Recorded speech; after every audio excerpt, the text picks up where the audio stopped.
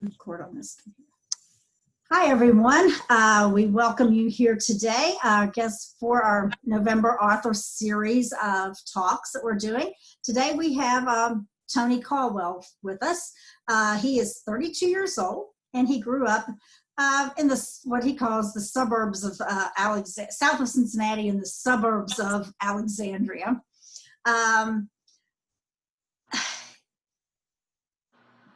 While the somewhat darker side of life is often reflected in his writing, his intrinsic sense of humor and love for the absurd tends to slip through the cracks, producing a lighthearted and unexpected silver lining to his work, which includes the first in a continuing series of books, Zero, and a second installment on the way in the near future. So I'm going to start by saying welcome, Tony, to this program today. And we're going to get started by having you tell us a little bit about Zero. Okay. Number one, it's great to meet you. Thanks for having me. I know we've been in contact and stuff for a couple of weeks now, but haven't really gotten to talk too much. So it's really nice to actually talk to you. You too. Yep. Sorry we can't do it in person. Yeah, so Zero was a book that I wrote. I actually began writing quite a few years ago, but it was only I only got a couple of chapters in, and life happened, and it had to go to the wayside for a little while, and then I just revisited it a couple of years ago and cranked it out. A lot of people say, men can't have children, but this was cranked out of me in 9 months, so. I kind of see it that way. So, and yeah, it's kind of a self-reconciliation story. It's about a guy who has a lot of problems, a lot of vices. It was written about kind of a dark time in my life where a lot of my friends went away, and this is kind of a lot about loss, but also about how to carry on afterwards and come to grips with your own past and things.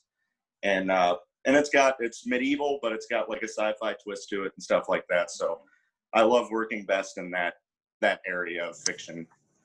Sure. What inspired, because you pretty much touched on what inspired you right there to write the book, but what motivates you to write? Is it just, what is it? Well, birds fly and fish swim, and I write.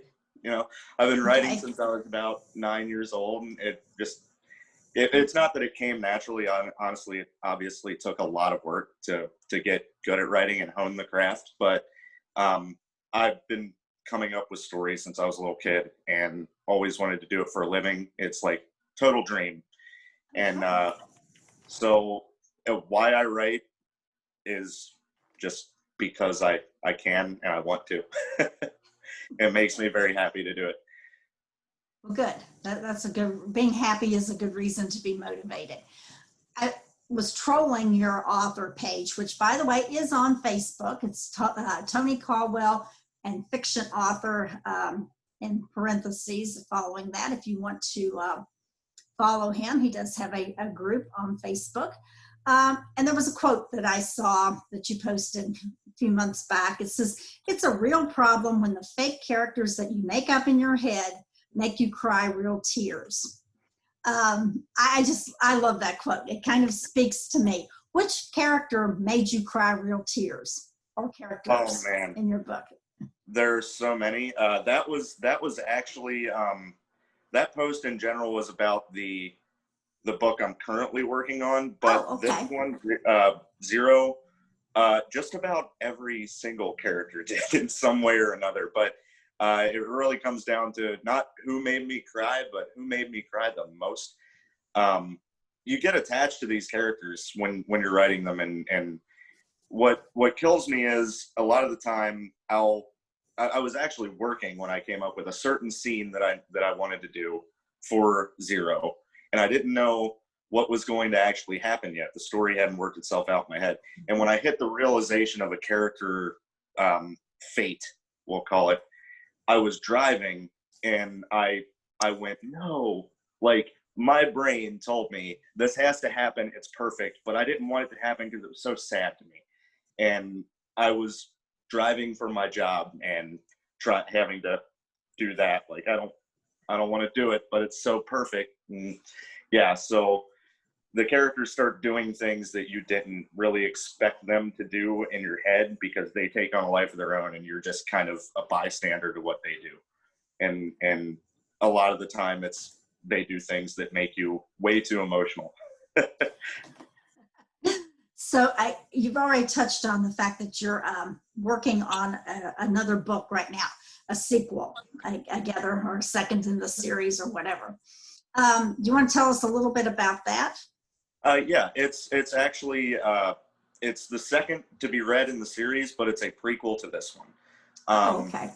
And a lot of the sort of writing style that I use is there's a large overarching story, but these books are set in a way that they're standalone stories as well.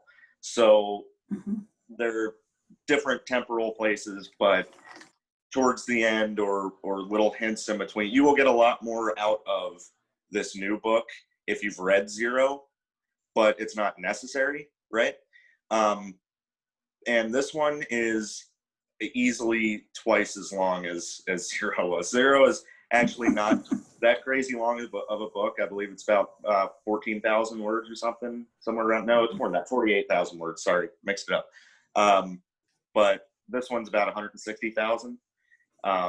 Been writing it since the beginning of February and just finished it last month.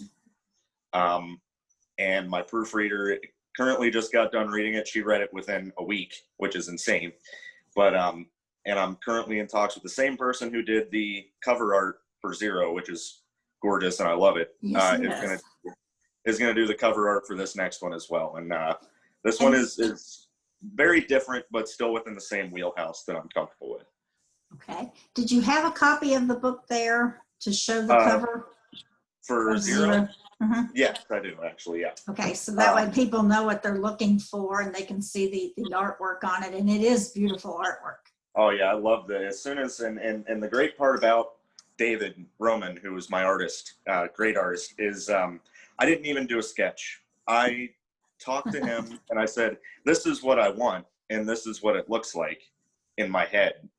And he sent me back his first draft, and I think I tweaked one thing. And then he sent it back again, and I'm like, it's perfect. How did you see it? Like, you're a psychic. But yeah, he does really good work, and I'm excited to work with him again too. Okay. The characters in your prequel, do they all appear in Zero? No, actually, Okay. there's most of the characters in the new book don't appear in Zero. You might see some familiar faces within it, but they are kind of murmurings of the bigger story. They're not necessarily a focal point right this second. I realized that a lot of people have told me that Zero kind of ended on sort of a cliffhanger. And they're really excited for that sequel, but that is one that has to come a little bit later. So I'm gonna have to ask everybody who does read the book to be a little patient. That's gonna come later, but this one has to come out first. So it'll get there eventually. Well, you've answered my next question then, because I was going to say, are there going to be more than the two? So definitely yes. Yes, absolutely. Currently, Zero is on Amazon, but it's on Amazon as Kindle only. And I think you and I talked about that. Do you want to kind of clue the audience into how they can get a hard copy of that book if they want?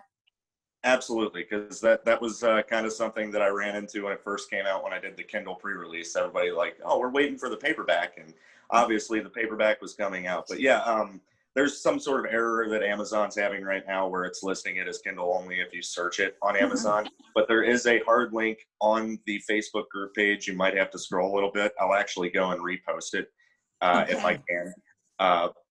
But yeah, there is a link there to get a paperback copy. If you're having trouble getting a paperback copy, you can always direct message me on Facebook, and I'll see about getting you a hard copy, because I do have physical copies of my own that I'm willing to sell out of pocket as well. But as for how to get it, there is a link on the Facebook group page. And then your sequel, is it also going to be in both formats or just one? Or the sequel is going to be paperback only for now. I don't know if I'll do a Kindle version later, but as for right now, it's going to be in paperback. I don't have a release date for it yet, obviously, because it's still in right. production. But but yeah, and depending on how Amazon works right now with all the COVID and everything, might take a little bit of time. But yeah, it's going to be in paperback for a while, and if it does come out in Kindle form, it won't be for a few months afterwards. Okay. Any challenges that you ran into in writing the book, either of your books? Oh yes, many challenges. Before we started, we were talking a little bit about how we have cats that like to troll everything. It's why my office door is closed right now.